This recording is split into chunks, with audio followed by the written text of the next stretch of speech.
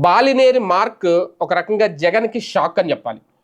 ఒంగోలులో బాలినేని ఎప్పుడైతే YCP good bye చెప్పి జనసేనకి వెళ్ళారో, ఇప్పుడు తాజాగా 25 మంది వైసీపీకి సంబంధించిన కార్పొరేటర్లు జనసేనలోకి జారిపోయారు. అంటే ఒక రకంగా ఫ్యాన్ పార్టీకి ఒక గట్టి దెబ్బ అయితే తగిలింది. అది ఖచ్చితంగా జగన్కి షాక్ ఇవ్వాలనుకుంది ఇచ్చింది బాలినేని అని చెప్పాలి. బాలినేని మార్కి అందులో నో డౌట్. బాలినేని కనుక ఉండుంటే ఈ కార్పొరేటర్లు ఉండిండేవారు. ప్రధానంగా 25 మంది వైసీపీ కార్పొరేటర్లతో పాటు ఒంగోలు డిప్యూటీ మేయర్ కూడా జనసేనలో చేరిపోయారు.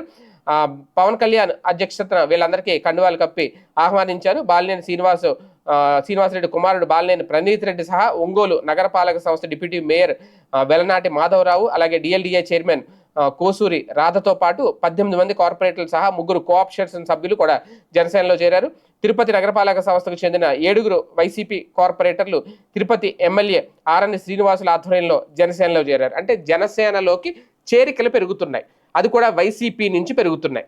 అది కూడా ప్రధానంగా ఇక్కడ కార్పొరేటర్లు వెళుతున్నారు. ఇది అంటే జగన్మోహన్ రెడ్డి గారు పట్టించుకోవట్లేదా, లేదు అంటే ఇక వైసీపీ మీద నమ్మకం కోల్పోతున్నారా, జగన్మోహన్ రెడ్డి అప్రమత్తం అవ్వాల్సిన సమయం ఆసన్నమైందా అనేది ఒకటి.